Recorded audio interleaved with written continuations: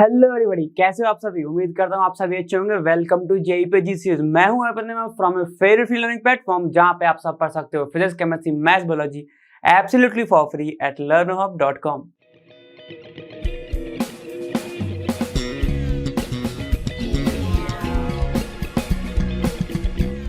Almost सारे topics अपन खत्म करके अब नेक्स्ट टॉपिक लगभग आखिरी का टॉपिक पे अपन आ चुके हैं, जो है लिक्विफिकेशन ऑफ गैसेस। ठीक है, काइनेटिक थ्योरी ऑफ गैसेस अपन सारी खत्म कर चुके हैं। Gas law, ideal gas equation, real gas equation जो कि इंपॉर्टेंट है, सारी की सारी अपन बातें पिछले वीडियोस में कर चुके हैं। जिसने नहीं देखा है वो पीछे जाके देख सकता है। और अब यहाँ पे अपन बात करने लिक्विफिकेशन पे। सबसे पहले जानते हैं ये होता क्या है।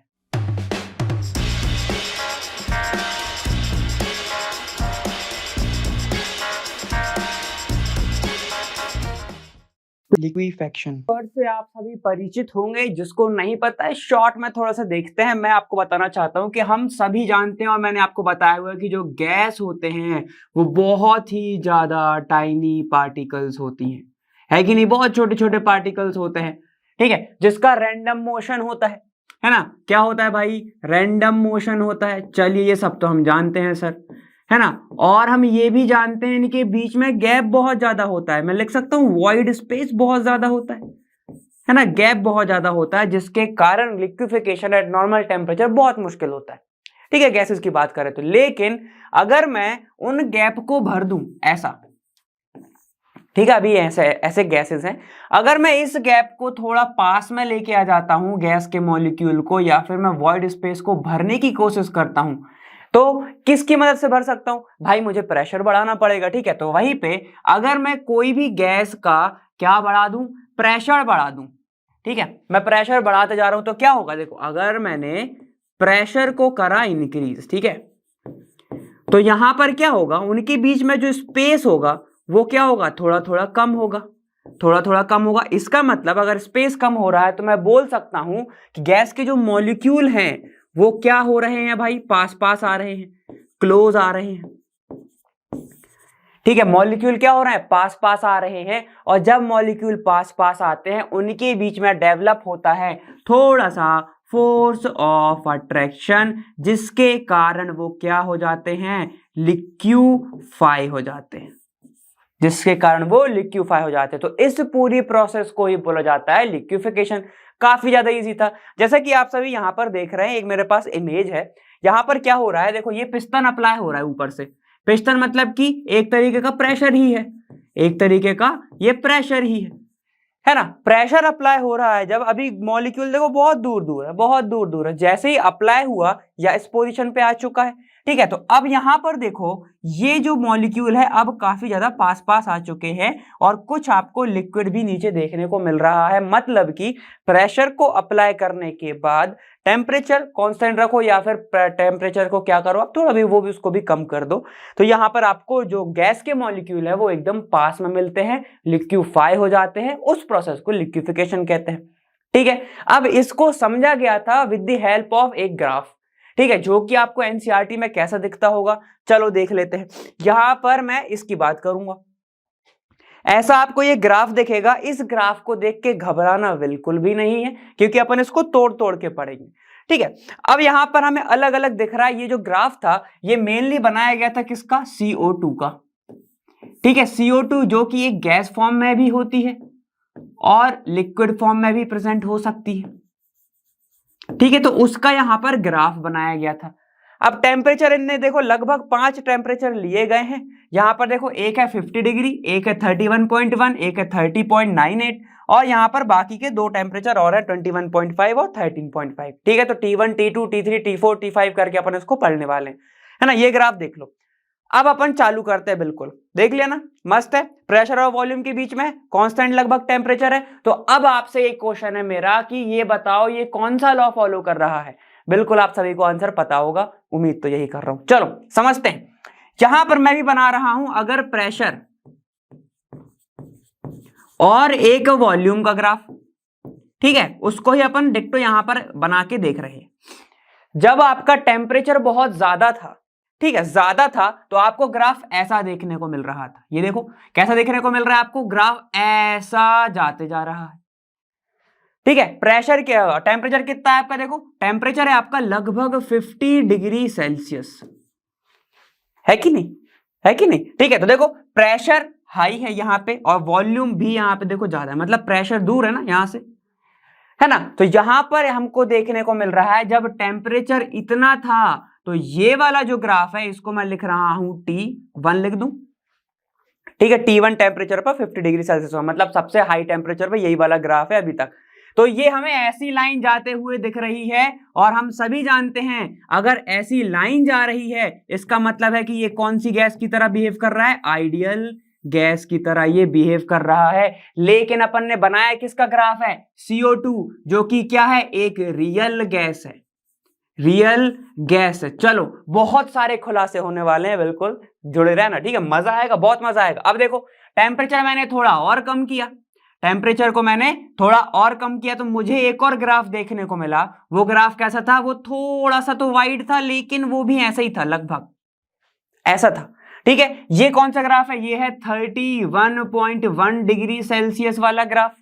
ठीक है, तो ये भी सेम किसकी तरह दिख रहा है आपको, देखो आइडियल गैस की तरह दिख रहा है।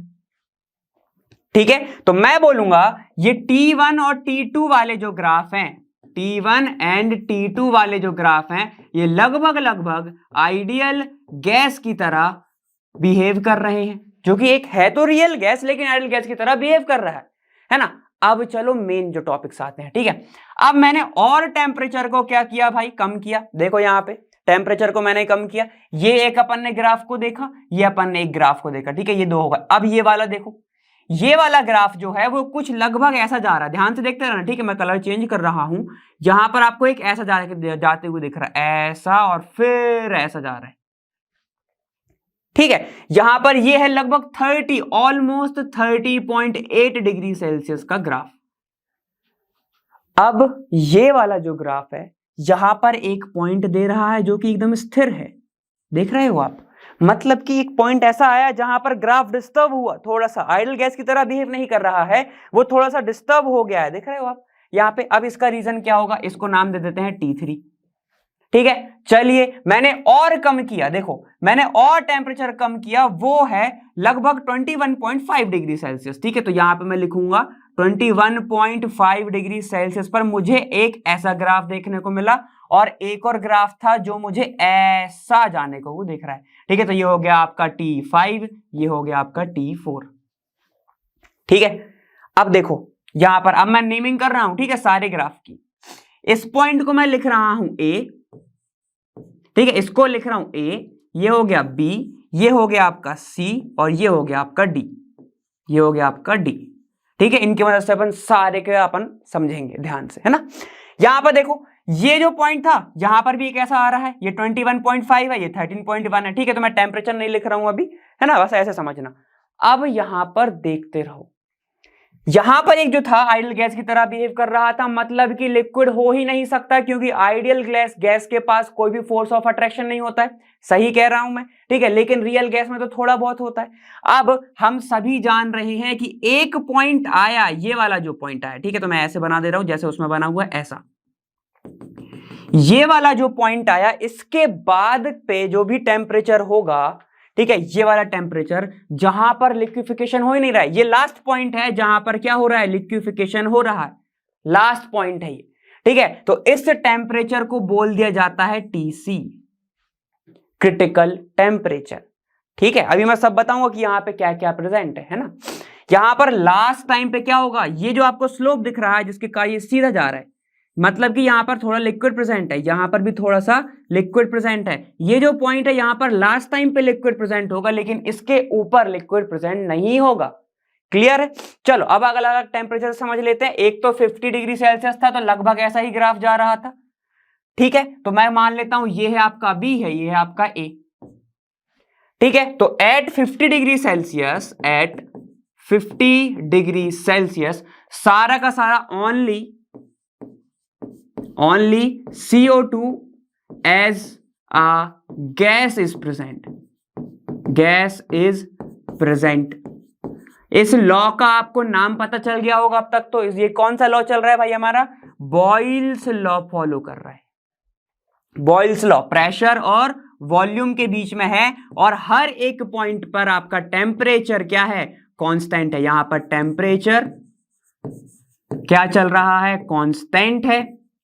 और जब मैंने बात करी कि प्रेशर लो है, प्रेशर लो है, ठीक है, और यहां पे वॉल्यूम तो क्या हो रहा है, फिर देखो कम हो रहा है, मतलब ज्यादा है, मतलब ये क्या होगा, आइडियल गैस की तरह ये बिहेव कर रहा है, आइडियल गैस बिहेवियर, या फिर ऐसे लिख सकते हो आप सभी कि बिहेव्स लाइक आइडियल गैस, जो कि है ये रियल गैस, है ना। चलिए थोड़ा सा और आगे बढ़ते हैं, थोड़ा सा और आगे बढ़े, 30.98 पे अपन ने बढ़ा तो अपन को तो कुछ ऐसा पॉइंट दिखा, लगभग ऐसा पॉइंट दिखा।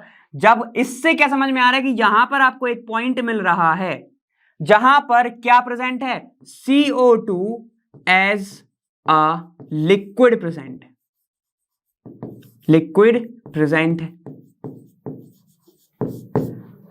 लिक्विड प्रेजेंट है, क्लियर। चलिए तो ये अपन ने देखा, इसको मैं दे रहा हूं ए, ये हो गया बी, ये हो गया सी, मतलब बी पॉइंट पर CO2 as a liquid present है। मतलब आपको जहां पर भी ऐसी लाइन दिख जाए, ऐसी लाइन दिख जाए, इसका मतलब क्या है, मतलब थोड़ा सा स्टेशनरी लाइन दिख जाए, ठीक है, तो उसको अपन क्या बोलेंगे, वहां पर कुछ amount of liquid CO2 present है, क्लियर, समझ में आ गया। ये किस पे था, एट 30.98 ये था, ठीक है। इसके ऊपर क्या होगा भाई, इसके ऊपर हमारी गैस प्रेजेंट है और इसके नीचे भी गैस प्रेजेंट है। सिर्फ इतने पॉइंट पे हमें क्या देखने को मिला था, लिक्विड देखने को मिला था। थोड़ा और आगे चलते हैं, जैसे हम थोड़ा और आगे गए 21 पॉइंट पे देखा तो मुझे ग्राफ देखने को मिला कुछ ऐसा, ये ए, ये बी, ये सी और ये डी, ठीक है, ये हो गया प्रेशर। अब ध्यान से देखते रहना, और ये हो गया वॉल्यूम, ध्यान से देखते रहो, बहुत अच्छे से देखना। यहां पर ये जो बी और सी है, ध्यान से देखो, बी और सी है, ये बी एंड और सी, बी सी में क्या प्रेजेंट है आपका, गैस एंड लिक्विड, किसमें है, आर इन इक्विलिब्रियम कंडीशन, मतलब यहां पर गैस और लिक्विड जो हैं वो दोनों ही प्रेजेंट हैं, दोनों ही प्रेजेंट है। अब यहां पे ग्राफ को जरा ध्यान से देखो, ये सी है, ये डी है, ठीक है, और प्रेशर कैसा बढ़ रहा है, ऐसा बढ़ रहा है, ऊपर के साइड जा रहा है, ऐसा बढ़ रहा है, ठीक है, प्रेशर बढ़ रहा है। और अगर मैं वॉल्यूम की बात करूं अलग अलग पॉइंट पे, ठीक है, एक पॉइंट इसका ले लेता हूं, ये रहा एक पॉइंट, ये रहा अपना V1, ठीक है, दूसरा पॉइंट ले लेता हूं किसका, ये वाला, देखो ये हो गया आपका V2, ये हो गया आपका V3 और ये है आपका V4। अब ये बताओ, वॉल्यूम तो यहां पे बढ़ रहा है, वॉल्यूम क्या हो रहा है, यहां पे बढ़ रहा है, मतलब वॉल्यूम बढ़ रहा है, मतलब एक्सपांशन हो रहा है ना, गैस थोड़ा सा एक्सपांड हो रहा है, ठीक है। तो अगर मैं बात करूं V3 V4 पर क्या प्रेजेंट होगा, अगर ए और बी की बात करूं तो बिल्कुल गैस ही प्रेजेंट होगी, क्या, गैस, ठीक है, किस पे, ए और बी पे। लेकिन अगर मैं सी और डी की बात करूं तो ये देखो ग्राफ के पास में है, वॉल्यूम बहुत छोटा है, वॉल्यूम बहुत छोटा है, मतलब गैस क्या हो गई होगी, कंप्रेस हो गई होगी, है कि नहीं। अगर गैस कंप्रेस हो गई होगी तो मतलब इस पॉइंट पे क्या प्रेजेंट होगा, लिक्विड प्रेजेंट होगा, लिक्विड प्रेजेंट होगा, ठीक है। तो देखो अब अपन लिख लेते हैं, यहां पर सी और डी की मैं बात करूं ऐसे, ठीक है, सी और डी की अगर मैं बात करूं तो ये पॉइंट क्या बता रहा है कि आपका CO2 एज लिक्विड प्रेजेंट है, ठीक है। और अगर मैं बी और ए की बात करूं तो यहां पर CO2 एज क्या प्रेजेंट है, आपका गैस प्रेजेंट है। तो सारे ग्राफ अपन ओपन करके देख चुके हैं, अब एक बार वापस से समझते हैं पीछे एनसीईआरटी वाले ग्राफ से। इससे फिर से देखो, इन्होंने क्या कहा, इन्होंने ग्राफ बनाया, लिक्विफिकेशन को समझने के लिए ग्राफ बनाया, ठीक है। एक बार टेम्परेचर ज्यादा था, ठीक है, एक बार टेम्परेचर ज्यादा था, फिर उसको धीरे धीरे धीरे धीरे वो कम कर देगा। यहाँ पे आपन ने क्या क्या लिखा है, देखो T1 T2 T3 T4। तो यहाँ पे मैं बता देता हूं कि जो T1 है is greater than T2 is greater than T3 is greater than T4 is greater than T5। तो सबसे छोटा अपना T5 है ना। अब यहाँ पे बात करते हैं, चलो आ जाओ। अब इस ग्राफ को कंप्लीट समझ लेते हैं कि ये ग्राफ क्या कह रहा है। ध्यान से देखना, अपन ने पहले पीछे देखा कि यहाँ पर क्या लिए हैं, T1, T2, T3, T4 और T5, मतलब टेम्परेचर लगभग वो 5 लेके रखा है। ठीक, अब ये मत समझना कि हर एक ग्राफ के लिए एक ग्राफ का टेम्परेचर उसने अलग अलग लिया है, ठीक है ना। सब ध्यान से सुनो, मान लो कि ये वाला जो ग्राफ है ये है आपका क्या Z, तो इस पूरे Z ग्राफ के लिए जो टेम्परेचर है वो एक ही लिया गया है। मतलब मैं बोल सकता हूं इस पूरे ग्राफ के लिए जो टेम्परेचर है वो कांस्टेंट है, ठीक है। और अगर टेम्परेचर कांस्टेंट है तो वो ग्राफ कौन सा हो जाएगा भैया, आइसोथर्म, ठीक है। तो ये सारे के सारे क्या है आपके आइसोथर्म है। क्लियर है, यहां तक समझ में आ गया। अब ध्यान से सुनो, अगर आइसोथर्म है, टेम्परेचर कांस्टेंट है, प्रेशर और वॉल्यूम के बीच में जो ग्राफ बनाया हुआ है, मतलब क्या फॉलो करेगा वो, बॉयल्स लॉ फॉलो करना चाहिए। ध्यान से सुनना, CO2 एक रियल गैस है, लेकिन जब उसका 50 डिग्री सेल्सियस पर उसको देखा गया प्रेशर और वॉल्यूम का ग्राफ, तो उसका ग्राफ सेम वैसे ही आया जैसे आइडियल गैस का ग्राफ आता है, ठीक है। उन्होंने टेम्परेचर थोड़ा और कम किया, मान लो T4, तो ये कितना हो गया, 31.1 डिग्री सेल्सियस पर देखा गया, तब भी सेम ही ग्राफ आया, तब भी सेम ग्राफ आया, ठीक है। मतलब कौन सा, आइडल गैस की तरह। आइडल गैस इक्वेशन क्या होती है, PV = nRT को वो फॉलो कर रहा था। यहां तक क्लियर है, कोई भी डिफरेंस नहीं देखने को मिला, गैस ही थी।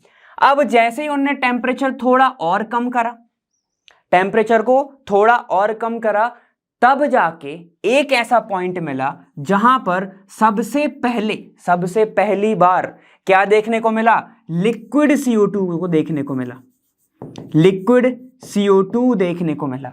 और अब वो जो ग्राफ है वो आइडियल गैस को फॉलो नहीं कर रहा था। क्यों, क्योंकि आइडियल गैस तो बोलता था ना कि यहां पर आइडियल गैस कभी भी कंप्रेस नहीं हो सकती, नो फोर्स ऑफ अट्रैक्शन, तो लिक्विफिकेशन भी इंपॉसिबल हो जाएगा। लेकिन यहां पर क्या देखने को मिला, यहां पर लिक्विड CO2 देखने को मिला, मतलब कि जो CO2 जो गैस थी वो अब क्या हो गई है, लिक्विफिकेशन हो गया उसका।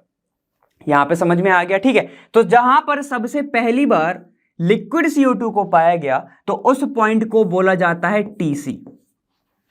TC क्या होता है, TC को हम बोलते हैं क्रिटिकल टेम्परेचर, क्रिटिकल टेम्परेचर।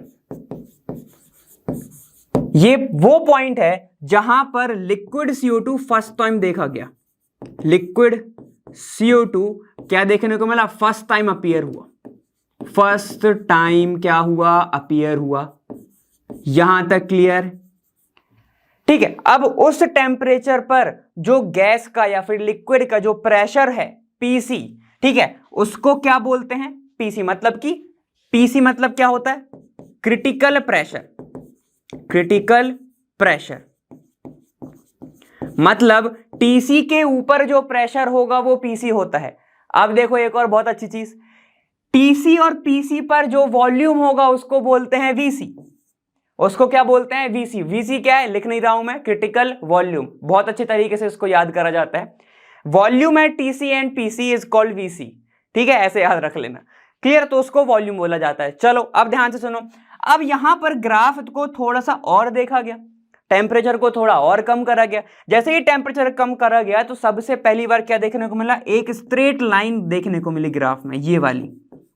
अब ये स्ट्रेट लाइन है क्या, स्ट्रेट लाइन है क्या, तो अब ध्यान से सुनना, मैं उस ग्राफ को थोड़ा सा कर रहा हूं, थोड़ा एक्सप्लेन डिटेल में बता रहा हूं कि A पर, तो यहां पर देखना, जब पॉइंट A था, आपको दिख रहा है पॉइंट A पर सिर्फ क्या प्रेजेंट था, गैस प्रेजेंट था, गैस क्या, CO2 प्रेजेंट था। जैसे ही पॉइंट B पर बात की तो पॉइंट B से लिक्विफेक्शन स्टार्ट हो गया, ये क्या हो गया आपका, स्टार्ट हो गया, गैस का लिक्विफाई होना स्टार्ट हो गया, ठीक। पॉइंट C पर लिक्विफेक्शन क्या हो गया, एंड हो गया, लिक्विफिकेशन क्या हो गया, एंड हो गया। तो सर ये जो आपकी जो लाइन आई एकदम स्ट्रेट लाइन, ये क्या है, तो ध्यान से सुनना, जो B to C लाइन जा रही है, B to जो C लाइन जा रही है, यहां पर आपका लिक्विड और जो गैस है दोनों के बीच में इक्विलिब्रियम है। समझ में आ गया, लिक्विड और गैस के बीच में इक्विलिब्रियम है यहां पर, ठीक है, मतलब दोनों के दोनों इस लाइन पर दोनों ही साथ में पाए जाएंगे, लिक्विड भी पाया जाएगा और गैस भी पाया जाएगा। क्लियर। अब देखो जो पॉइंट सी है यहां पर तो लिक्विफेक्शन, तो डी पर क्या होगा, डी पर सिर्फ आपका क्या प्रेजेंट होगा, अगर मैं बोलूं सी डी पर क्या प्रेजेंट होगा, सिर्फ लिक्विड CO2 होगा। सेम है ही ऐसा ग्राफ इसमें नीचे वाली जो लाइन जा रही है उसमें पाया गया। ठीक है, तो अब अगर मैं आपको ओवरऑल बताना चाहूं कि क्या क्या हो रहा है, इस एरिया अंडर कर्व, ये आपको दिख रहा है जहां पर मार्क वाला एरिया है, इसमें आपका इक्विलिब्रियम पर है लिक्विड और गैस। अगर मैं इसके राइट साइड देखता हूं, ये रहा आपका इसका राइट साइड, एक मिनट,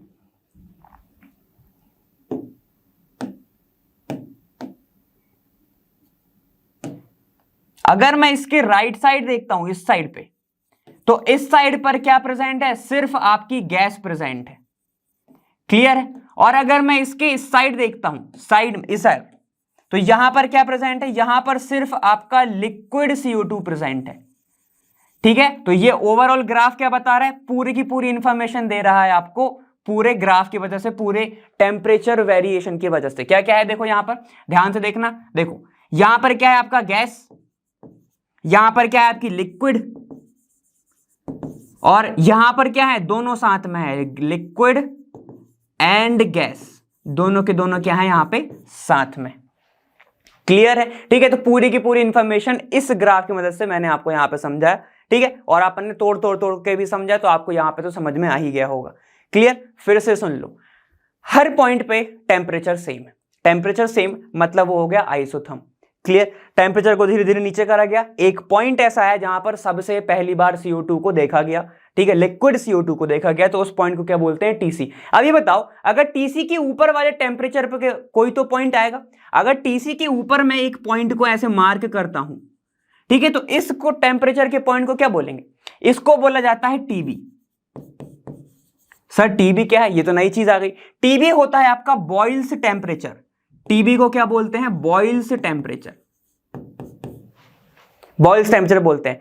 यहां पर क्योंकि आप देख रहे हैं ना, यहां पर जो CO2 है वो तो एक रियल गैस है, वो आइडल गैस की तरह बिहेव कर रहा है, तो इस पॉइंट को ऐसे ही डिनोट करा जाता है। जो TB क्या होता है, TB एक ऐसा टेम्परेचर है, temperature at which real gas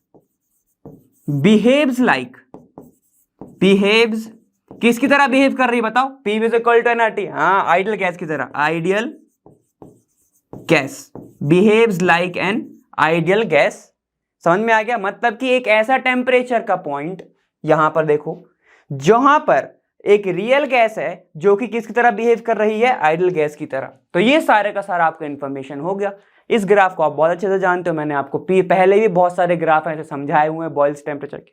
ठीक है, चलो इसको इतना पूरा इंफॉर्मेशन लिखो, फिर अपन आगे चलते हैं। अब जैसा कि मैंने आप सभी को बताया कि इनके कुछ फॉर्मूले भी होते हैं। ठीक है, तो कुछ डेफिनेशंस ये लिखी हुई हैं, यहां से आप स्क्रीनशॉट ले सकते हो, तो डेफिनेशन भी आपके पास हो जाएगा नोट्स में। ठीक है, चलो, और वैसे भी आपको PDF तो मिल ही जाएगा। अब अपन फॉर्मूले पे देखते हैं, जो मेन फॉर्मूला आपके लिए मेन है वो क्या होता है। देखो यहाँ पे एक तो बार पढ़ लो एक बार, it is the temperature of a gas above which it can not be liquefied by application of pressure.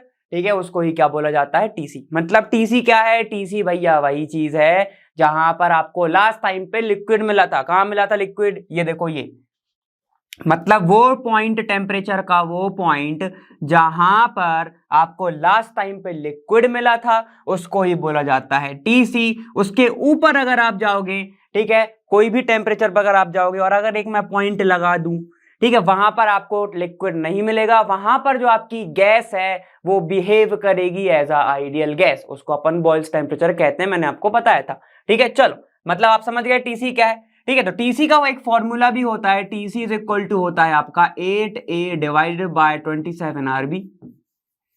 ठीक है, ये इसका एक फॉर्मूला होता है जो कि आपको याद रखना है। अब A आपको पता ही है, B भी आपको पता है, और R भी आपको पता है। ये सारी की सारी चीजें मैं आपको पहले ही बता चुका हूं। A है आपका फोर्स ऑफ अट्रैक्शन, और ये क्या है आपका को वॉल्यूम, और R बताने की जरूरत नहीं है, बहुत बार पढ़ चुके हैं और यूनिट्स के साथ पढ़ाया हुआ है। ठीक है, चलो अब बात करते हैं क्रिटिकल प्रेशर की। क्रिटिकल प्रेशर क्या होता है? Pressure required to liquefy the gas at critical temperature is called critical pressure. Easy था, मतलब कि वो प्रेशर, ठीक है, मतलब ध्यान सुनना, वो टेम्परेचर जहां पर आपको एक प्रेशर की जरूरत पड़ रही है एक गैस को लिक्विफाई करने के लिए, उस प्रेशर को क्या बोलते हैं? Critical pressure. इसको डिनोट करा जाता है पीसी से। और ये एक बात हमेशा याद रखना कि जो आर है टीसी में ही सिर्फ आता है, ये जो आर है, ठीक है, बाकी किसी में नहीं आता बॉइल्स टेम्परेचर को छोड़ के, ठीक है। तो एक ट्रिक की तरह इसको याद रखो। चलो, पीसी क्या होता है? पीसी होता है A/27 B²। ये होता है आपका पीसी। अब नेक्स्ट है आपका वॉल्यूम के टर्म में। देखो वॉल्यूम बहुत इजी है। The volume of 1 mole of a gas at critical temperature and critical pressure is called critical volume. मतलब कि टीसी पीसी पे जो वॉल्यूम है, volume at TC PC is called VC. समझ गए? ऐसे समझना है, टीसी पीसी पे जो वॉल्यूम वो वीसी। समझ गए? ठीक है, तो वीसी का फॉर्मूला भी बहुत इजी है। वीसी इज इक्वल टू होता है 3b आर नहीं होगा इसमें भी, ठीक है, समझ में आ गया। तो ये फॉर्मूलेस को आपको कुछ याद रखना है। सर बॉइल्स टेम्परेचर का क्या फॉर्मूला होता है? तो वो भी देख लो, ठीक है। जो बॉइल्स का होता है उसको अपन डिनोट करते हैं टीबी से। उसका फॉर्मूला होता है A/RB। A/RB ऐसे डिनोट करते हैं इसको। क्लियर? समझ गए? इतना है कि नहीं? इजी था ये सब कुछ। चलो अब थोड़ा सा अपन आगे चलते हैं और अपन इसको देखते हैं। अगर मुझे इसका कंप्रेसिबिलिटी फैक्टर निकालना है तो कैसे निकालूंगा? इनके भी कुछ रिलेशंस है तो उनकी बात करेंगे। देखो यहां पर टीसी दिख रहा है आपको 8A/27 और टीबी क्या है? A/RB। तो क्या मैं इतनी टर्म को टीबी लिख सकता हूं? क्या इतनी टर्म को मैं टीबी लिख सकता हूं? बिल्कुल लिख सकता हूं। चलो वही की बात करेंगे अपन आगे। टीसी इज इक्वल होता है 8A डिवाइडेड बाय 27RB और टीबी क्या होता है हमारा? A/RB। अब ध्यान से देखना, मुझे क्या दिख रहा है? ये A दिख रहा है और ये क्या दिख रहा है? RB दिख रहा है, ठीक है। A दिख रहा है और मुझे RB दिख रहा है। ध्यान से देखो फिर से, 8 ये A और RB। तो क्या मैं इतनी टर्म को ऐसे लिख सकता हूं? ध्यान से देखो कि TC इज इक्वल टू 8/27 और इंटू TB, ठीक है। तो ये हो जाएगा 27 TC is equal to 8 TB, ठीक है। तो ये एक रिलेशन होता है, ये भी आप ध्यान रख सकते हो। सर इसका कंप्रेसिबिलिटी फैक्टर क्या आएगा? देखो भाई अब नेक्स्ट चलते हैं अपन किस पे? कंप्रेसिबिलिटी फैक्टर पर। ध्यान से देखना, बहुत इजी लगेगा अब तो आपको। कंप्रेसिबिलिटी फैक्टर, इसको अपन शो कैसे करते हैं भाई? इसको अपन शो करते हैं Z से, ZC। क्रिटिकल का निकालना है ना इसलिए, ठीक है। तो ZC इज इक्वल टू क्या हो जाएगा? देखो PV अपॉन NRT होता है तो NR और ये T, क्योंकि अपन क्रिटिकल का निकाल रहा है तो ये हो जाएगा PCVC/TC। अच्छा लगता ना बोलने में, PCVC/TC। चलो देखो फॉर्मूला इसको पुट करो। ZC is equal to, PC का फॉर्मूला क्या था? पीसी का फॉर्मूला डायरेक्ट पुट करना है हमको A/, कितना आर भी था? कितना आर भी था? आर नहीं था, 27B²। यही था देखो पीछे, है ना। चल अब इनटू VC कितना था? सिर्फ 3B। डिवाइड करो, N तो वही का वही है, R वही का वही है, ठीक है। इनटू TC का पुट करो जरा, 8A डिवाइडेड बाय 27RB। यही था, ठीक है। चलो अब जरा काटापीटी मचाओ, काटापीटी करनी है। ध्यान से देखना, फॉर 1 मोल की अगर मैं बात कर रहा हूं तो N तो 1 हो जाएगा। अब ये R गया, ये 27 ये 27 गया, ये A गया, ये B और ये B चला गया, ये वाला B और ये वाला B भी चला गया, सब कट गया। और मोल अपन क्या लेके चल रहा है? For N is equal to 1। देखो आपके पास क्या आया? ये सिर्फ आपके पास बच रहा है ZC इज इक्वल टू 3/8 और 3/8 हम सभी जानते हैं 1 से कम आएगा, मतलब ZC की वैल्यू इज लेस देन 1। और अगर ZC की वैल्यू क्या आनी चाहिए थी? वैसे भी लो ही आनी चाहिए थी, मतलब 1 से कम ही आनी चाहिए थी। क्यों? अगर ZC की जो वैल्यू है या फिर Z की जो वैल्यू है वो ग्रेटर देन 1 आ जाती तो इसका मतलब क्या होता, यहां पर लिक्विफिकेशन पॉसिबल ही नहीं होता। क्या होता? Not possible. ये अपन ने पहले पढ़ा हुआ है कि नहीं? क्योंकि Z की वैल्यू आई है लेस देन 1, इसका मतलब है कि यहां पर liquefaction of gas is possible. समझ गए? है कि नहीं इजी? ठीक है, बस आपको इतनी ही चीज तो देख रहा था, है ना। देखो क्या क्या हो गया है भैया, अपन ने इतनी सारी चीजें पढ़ी थी, इसका प्रूफ यहाँ पे है क्योंकि Z की वैल्यू कम आ गई है, और Z की वैल्यू अगर कम आ गई तो उसका लिक्विफिकेशन हो सकता है। ठीक है, देखिए वेपर प्रेशर जो है आपका सिर्फ इस चैप्टर में इंट्रोडक्शन ही है, ज्यादातर आगे आप चैप्टर पढ़ोगे तो उसमें वेपर प्रेशर बहुत ज्यादा डिटेल में भी है। ठीक है, तो सिर्फ अपन इसमें डेफिनेशन जानेंगे कि ये होता क्या है। ध्यान से देखो, वेपर प्रेशर की बात करेंगे, हम सभी जानते हैं कि ये जो लिक्विड है इसके अंदर कुछ इनके मॉलिक्यूल्स होंगे भाई, है कि नहीं। अब इसको मैं क्या कर रहा हूं, नीचे से हीट कर रहा हूं, ऐसा ऐसा ऐसा हीट कर रहा हूं। ठीक है, ये मैंने हीट किया। यहां पर क्या होगा, इसका जो मॉलिक्यूल है ये क्या करेगा भैया, एनर्जी को एब्जॉर्ब करेगा, है कि नहीं।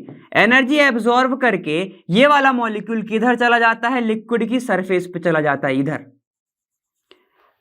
ठीक है, यहां पे कहां पे चला गया, लिक्विड की सरफेस पे चला गया। लिक्विड की सरफेस पे भी वो क्या करेगा, यहां से अपन हीट तो देते ही जा रहे हैं, वो एनर्जी एब्जॉर्ब करेगा और वो ऊपर ऊपर उड़ जाएगा, किसमें, इसमें खाली जगह पे वे ऐसे ऐसे ऐसे करके उड़ जाएगा। ठीक है, तो इस प्रोसेस को जब लिक्विड से क्या बन रहा है, गैस बन रहा है, इस प्रोसेस को बोलते हैं एवापोरेशन।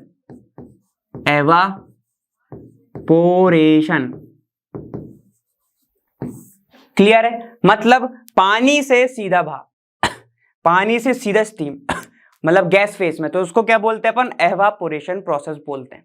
क्लियर हो गया? चल, अब यहां पे एक और चीज भी हो सकती है, क्योंकि मैंने अब इसको क्या कर दिया, ढक दिया है। ध्यान से देखना, यहां पर बहुत सारे मॉलिक्यूल आ चुके हैं, क्या है, आ चुके हैं। पहले इसने क्या करा था, एनर्जी एब्जॉर्ब करा था। अब ध्यान से सुनना, ये जो मॉलिक्यूल है, ये जो गैस के मॉलिक्यूल है, ये कुछ आपस में भी टकराएंगे, कोलिजन होगा, और ये जो मॉलिक्यूल है इसके वॉल पे भी टकराएगा, हो सकता है मॉलिक्यूल इसके लिड पे भी टकराए। मतलब कि क्या हो रहा है, बात कहीं पे भी टकरा है लेकिन टकरा रहा है, कोलिजन हो रहा है, जिसके कारण यहां पर क्या हो जाएगा, एनर्जी का लॉस होगा। एनर्जी का क्या होगा भाई, लॉस होगा, या फिर मैं बोल सकता हूं कि एनर्जी रिलीज होगी। तो ये क्या करेगा, वापस से किस पे आ जाएगा, अपने ही पानी में आ जाएगा, वापस अपने ही सिस्टम में वापस आ जाएगा। ठीक है, तो वो प्रोसेस जहां से गैस जो है वो लिक्विड में आ रही है, उस प्रोसेस को बोला जाता है कंडेंसेशन। समझ गए? दो चीज बताई, एक तो एवापोरेशन जहां से जो लिक्विड का मॉलिक्यूल है वो गैस मॉलिक्यूल बन रहा है, और एक आपका कौन सा जो गैस मॉलिक्यूल है वो लिक्विड मॉलिक्यूल बन रहा है। इतना क्लियर हो गया? ठीक है, दो चीज समझ में आ गया, पानी से भाप, भाप से पानी। ठीक है, क्लियर हो गया ना? ठीक भाई, ये अपन ने बहुत पहले पढ़ा हुआ है आप सभी ने। अब देखो, एक टाइम तो ऐसा आएगा जहां पर कंडेंसेशन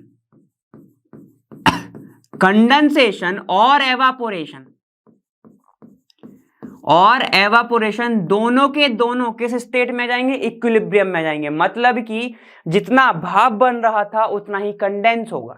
ठीक है, तो मैं बोलूंगा जब दोनों की दोनों चीजें क्या किस में जाए, आपके इक्विलिब्रियम स्टेट में जाए। ध्यान से सुनना, यहां पर क्या हो रहा है कि जो रेट ऑफ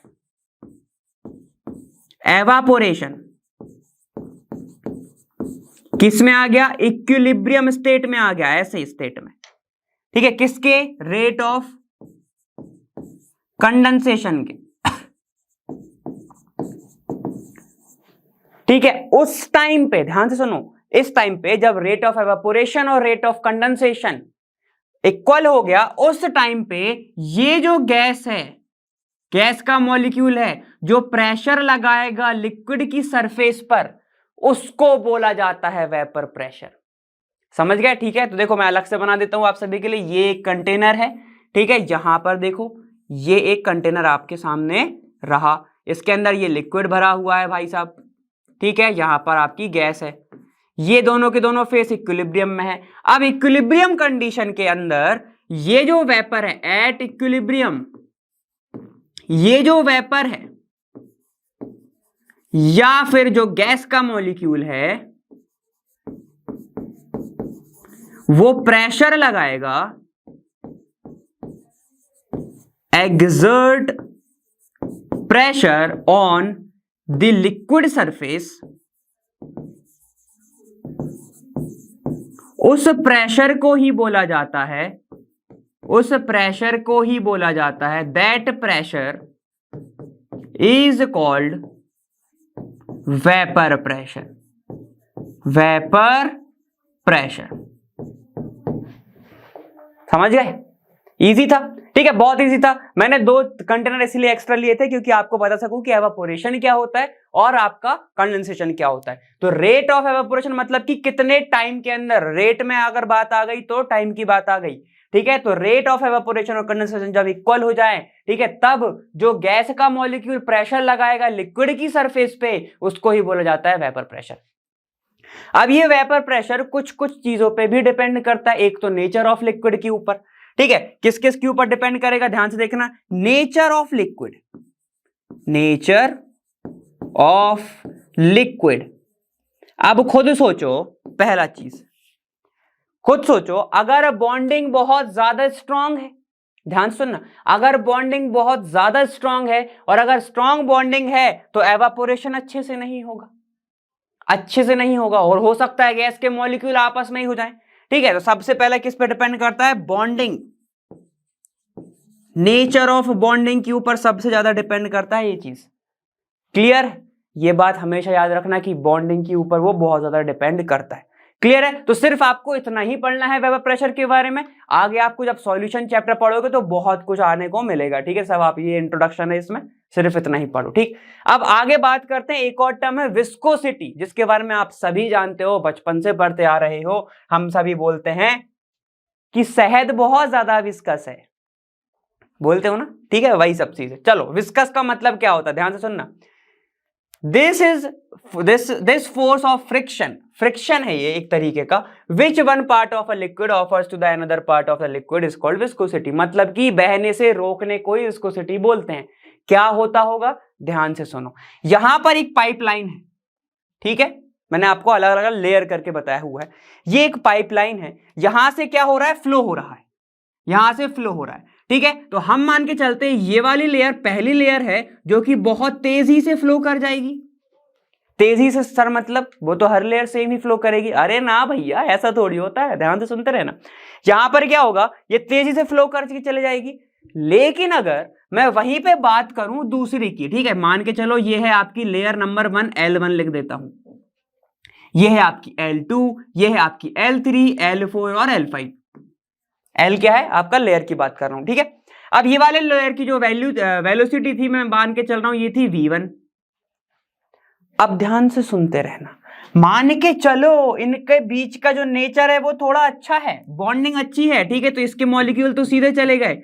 अब जैसे ही लेयर नंबर 2 की बात आएगी और इसके मॉलिक्यूल जो रहेगा, ठीक है, उनको ये इसके मॉलिक्यूल कुछ बॉन्डिंग से रोक के रखेंगे, समझ गए, फ्रिक्शन लगेगा, मतलब ये वाली लेयर इसको बहने से रोकेगी। क्यों? इसके बीच का जो लेयर के बीच में जो रहेगा बॉन्डिंग, ठीक है, मॉलिक्यूल्स के बीच में जो रहेगा बॉन्डिंग, वो थोड़ा बहुत तो रहेगा ना भाई, चिपके तो रहेंगे ना। लिक्विड में ऐसा थोड़ी होता है कि सारे के सारे मॉलिक्यूल फ्री हैं, घूम रहे हैं, नहीं होता है ऐसा। अब ये वाला लिक्विड जो फ्लो करना चाह रहा है, इसके जो मॉलिक्यूल है वो रोक लेंगे, और अगर रोक लेंगे तो इसकी वेलोसिटी क्या हो जाएगी भाई, v2 जो है वो कम हो जाएगी, किससे, v1 से। सेम क्या होगा, अब इसकी बात करो लेयर नंबर 3 की। लेयर नंबर 3 को कौन रोकेगा, लेयर नंबर 2, ये वाली रोकेगी, ठीक है। तो यहां पर इसकी वेलोसिटी भी क्या हो जाएगी, कम हो जाएगी, तो v3, ये v4 और ये v5। और एक टाइम ऐसा आएगा जहां पर वेलोसिटी जो है वो लगभग 0 हो जाएगी, वेलोसिटी लगभग 0 हो जाएगी। मतलब आपको देखेगा कि एक जो लेयर है वो फ्लो ही नहीं हो रही, ठीक है, एक जो लेयर है वो फ्लो ही नहीं हो रही है, उसको बोलते हैं stagnant velocity, stagnant layer, stagnant layer. Stagnant मतलब कि एकदम स्थिर, खड़ी हुई है, फ्लो नहीं कर रही। फिर से सुनो, ये आपका एक एरिया है, ठीक है, ये आपका एक एरिया है किसका, पाइप का, जहां से आपका क्या कर रहा है, फ्लो कर रही है कोई भी लिक्विड, मान लो हनी फ्लो कर रहा है, जो कि सबसे ज्यादा विस्कस है, ठीक है, हनी फ्लो कर रहा है, तो आपको क्या देखेगा कि जो पहली लेयर है उसकी वो खट से निकल जाएगी, दूसरी लेयर धीरे धीरे निकलेगी, क्यों, क्योंकि इसका मॉलिक्यूल हो सकता है आपस में क्या होगा, जकड़ के रखा हुआ है, पकड़ के रखा हुआ है, ठीक है। सेम किस में होगा, V3 में होगा, जिसके कारण मैं ये लिख सकता हूं कि velocity 1 is very greater than 2, फिर 3, फिर 4, और मान को V की लगभग मैं मान के चलूंगा कि उसकी वेलोसिटी ही नहीं है। लेयर अगर आपकी जीरो फ्लो पे है और सिर्फ बैठी हुई है, खड़ी हुई है, तो उसको मैं क्या बोलूंगा, स्टैग्नेंट लेयर, स्टैग्नेंट वेलोसिटी, ठीक है, मतलब वेलोसिटी जीरो लगभग।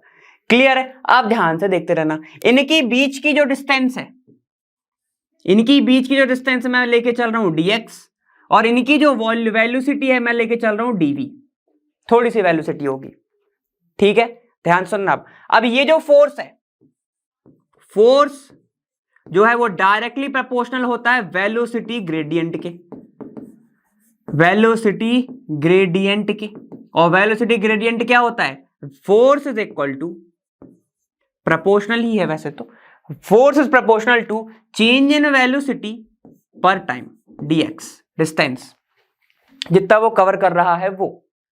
क्लियर है? इतना क्लियर हो गया। dx बाय dv होता है, वो एक मिनट, dx बाय dv, ये हो जाएगा आपके पास dx बाय dv, ऐसा जितना आपका चेंज हो रहा है वो, और ये आपका लेंथ, ठीक है, जितनी वेलोसिटी से वो चल रही है, लेंथ कवर कर रही है। चलो, अब एक और होता है फोर्स, जो होता है वो डायरेक्टली प्रोपोर्शनल होता है एरिया ऑफ क्रॉस सेक्शन के, एरिया ऑफ क्रॉस सेक्शन के।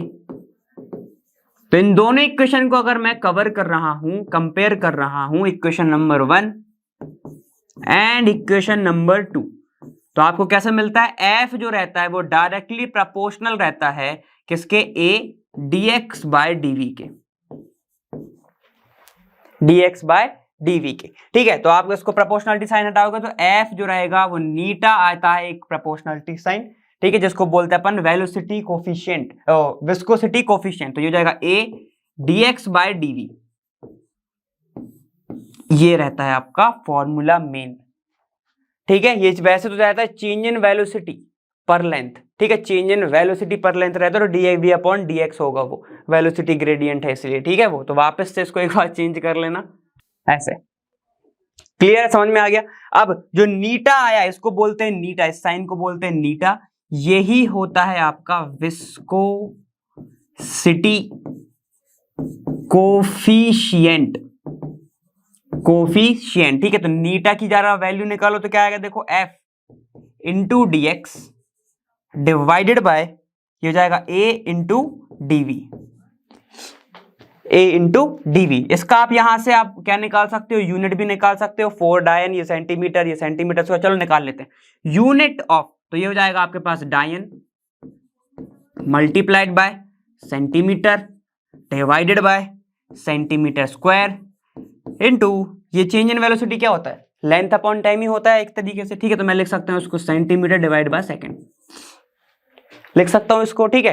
तो ये सेंटीमीटर सेंटीमीटर काट दो, बाकी के ये हो जाएगा सेंटीमीटर क्यूब, और ये आपके पास बचेगा सिर्फ डायन, डायन सेंटीमीटर ऐसा, और ये सेकंड। ये क्या होती है आपकी विस्कोसिटी की यूनिट होती है, सेकंड को लिख लेना SEC। क्लियर, समझ गए? तो इतना आपको पढ़ना था, ये होता है आपका विस्कोसिटी, बहुत इजी है, सिर्फ इतना ही ध्यान देना है अभी। क्लियर है? जो मेन है आपके वो है लिक्विफिकेशन इस टॉपिक पे। क्लियर है? चलो, तो आज के लिए सिर्फ इतना ही। यहाँ पर आपकी वेलोसिटी पूरी की पूरी खत्म होती है, वेलोसिटी बोल रहा था। ये आपका जो वीडियो है ये खत्म होता है। अब अपन बात करेंगे PYQ की और मस्ट प्रैक्टिस क्वेश्चन की। Thank you so much, bye bye. आप सभी जानते ही हैं लर्न हाफ फ्री है पर बेस्ट है। ख्याल रखिएगा अपना।